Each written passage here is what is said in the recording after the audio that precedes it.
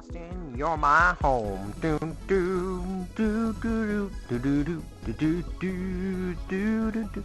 Anyway, hello, YouTubers and all those who happen to watch. Today's episode is going to be covering the Game Boy in gen. Now you can see right here, it's almost like a timeline.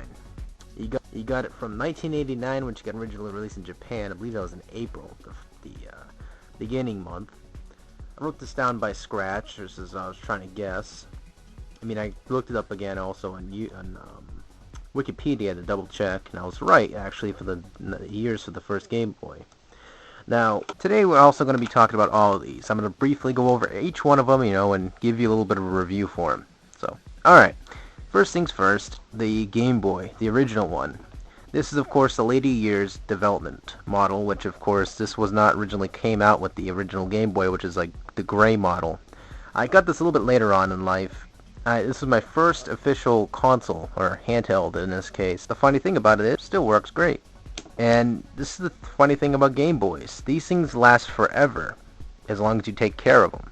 I mean, anything initially does, but these alone are the most strongest things I ever saw in my life, too, because in the museum for the Nintendo store in New York, they still have an original Game Boy that had been through hell and high water through a war, basically, and it got, I believe, a bomb hit it or something, and it still survived and still works, which is kind of crazy about these handhelds. I mean, alone-wise, these are basically the same format or metaphor as the Nintendo controller. So when you look at this handheld, you got to think Nintendo thought in this in mind that people want to take their Nintendos on the go.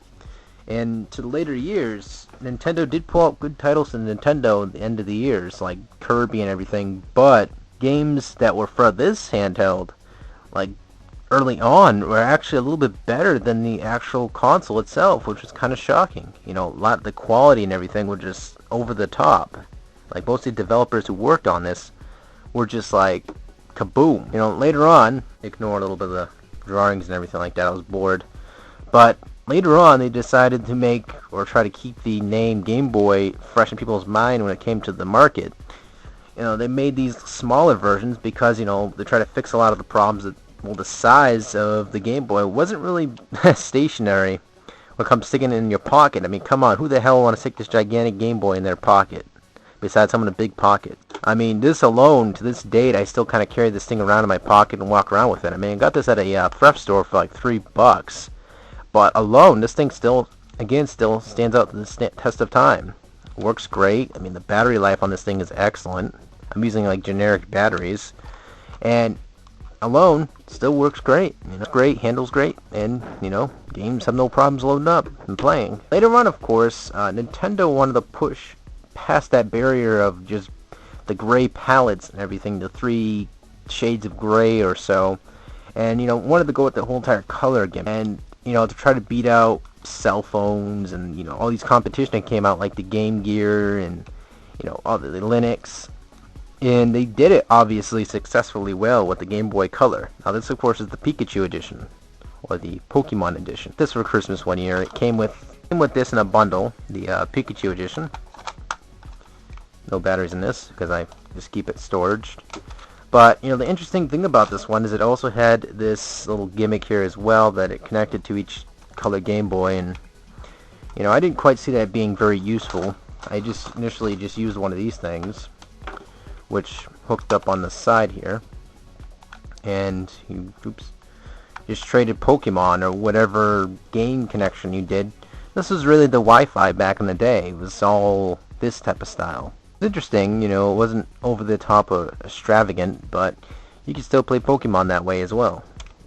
So to this date, you can still play Pokemon that style. There's no Wi-Fi, no discontinued servers. You can still play this stuff on the go if you have friends that really desperate to play Pokemon, I guess. But examples though is just the improved quality of the colors and the palette and everything just look very nice. These do in fact take AA batteries. That takes a AAA battery, and that takes 4 AA batteries. This thing was like a battery whore back in the day. But I mean, the battery life on each one of these handhelds got better and better. I mean, they started improving on it, fixing it, and making it look better. I mean, these still had this little gear thing here, made it look nice. But above all else, these you can tell by this design that they're solely starting to go towards that curved arch look. Like over time, they're starting to just go with that sleeker look, and get sleeker and sleeker. Then they came out with this model. And everyone knows this one nowadays. If you don't, you haven't seen your little brother or sister running around the house with this bloody thing, screaming at the top of their lungs. Now, one of the drawbacks of this thing that, I mean, even the Game Gear had this, and it's just kind of sad. Backlight capabilities. This did not even have that yet. I mean, this did have this mount thing sitting here that you can actually plug into the top of this for, like, lights and everything, and just opened it up for third-party companies to obviously go out and, make products like this, which is a battery pack for the Game Boy Advance, which matches my Game Boy quite nicely. TG716 made this, or not made this, he sent this to me a long time ago, and still works great, surround sound. The Game Boy Advance sold a lot of units. It just sold a countless amount of units. I believe it was like, I would assume that it was like $81 million worth of units. This is just rough my brain. But, I used to have countless hours of playing this thing on the go. It's like, take this to school with me, just play it. Play like Metroid Fusion. The color palette on this was like 32 bits, which is a really good palette for this console growing up. It was a really cutting-edge device. I mean, a lot of people liked it because they thought the screen was ridiculously small, but yet they said they liked the Game Boys. And I thought about it, I was like, well, isn't that screen a little bit hell of a lot bigger than this a little bit? I mean, widescreen. I mean, this could even play videos like through a specific format. I can't remember it, but this could play videos through like a little cartridge, which I thought that was pretty cool as well. Like GT episodes, like Fairy Godparents episodes. They could just get SpongeBob and these little cartoons, and actually played it, and it sounded decent. It looked good, and it was pretty amazing how this handheld had all kinds of these weird little capabilities that it wasn't totally utilized until after. I mean, there's a lot of rare games as well. I mean, an interesting thing about these Game Boys that they still hold to the test of time is that every single one of these are backwards compatible with everything else. The Game Boy Color was compatible with the Game Boy games. This was compatible with its original games, obviously, like the Game Boy Color and its test of time. You can just pop in a game like so. I mean, it looked kind of awkward, and that stuck out like a sore thumb. But I mean, it was still a really cool concept, that they kept that going for those gamers who wanted to play their older games. But other than that, it was a really, really nice handheld. Then, of course, they wanted to improve on their concept. 2001 to so forth, they decided later on, this is like a later unit, this is like 2002, 2003, they released the Game Boy SP, which to this date, I consider it the better version of the Game Boy Advance. Just by grabbing this for a little while, I was like, wow, the colors and everything looks so much better on this than obviously on that, because you have to reflect it off light. This, you don't have to. And you can also play backward compatible games like Legend of Zelda and everything on this as well. There was no difference. And to show you an example of gameplay, games like Mega Man and Bass, you just pop it into your console. It was very sleek. Just popped it on.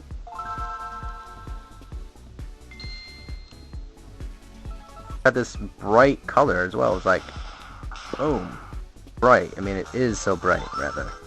See right here too, it's just like Kazam, 2-bit color, and it's just overall, it's just, I can't do it too much justice, obviously, but it just nice. Also plays color palette for the classic games as well, so we'll pull out a classic game here. There are two, and it'll just play it. Screen where you had this smaller screen. Really wish that Nintendo would actually release these type of games on the Virtual Console, but due to the fact that, come on now, it's long overdue. These games are not even that big. They would actually be really utilized. That people are just gonna want to move on from these, like some at least, and they're gonna want to, have on the go with their consoles. One of the disappointing things, though, at the Nintendo DS, I mean, it does in fact utilize games, the Game Boy Advance games. Sadly, of course, though, they wanted to move that towards that digital download crap with the DSi and the DSXL, which that's one of the reasons why I'm not really going near the console. But one of the disappointing things is that you cannot play any of these games on this console. And it is, to this point, and to my opinion, it is still a Game Boy console, but yet they totally steered clear from that, and it was kind of disappointing. I mean, yeah, they did give you a bone and let you have the Game Boy Advance still in the slot, but what the hell's the point? I mean, if you want to play your Game Boy games too, you have to buy one of the older ones. I mean, it's not that much price now, but it's still a kind of a knackered thing that people paid like hundreds of dollars for these bloody things back in the day, and they weren't able to actually utilize them. And I gotta say that, the Game Boy series the Game Boy handhelds were pretty fantastic, but they could have at least done one thing in the end, is actually let people still use their classic games. They were probably just trying to force people out of that, because people were all up in arms like, yeah, these things are amazing, yeah. And they just keep people buying new ones and getting rid of the old ones, and it was kind of disappointing. Overall, all these consoles offered pretty great fun for their time, and still do. If you have the Game Boy SP, you can still play all the classic games and not have to worry about, having to purchase or utilizing these other ones. Yeah, everyone has their favorite, so what's your favorite out of the entire series? Game Boy Pocket, Game Boy Color, Game Boy Advance, Game Boy SP, or the Nintendo DS? Take your pick and leave a comment in the comments down below. So, as for myself, very happy you guys tuned in today. Take care, everybody. This is Worthy Universe signing out.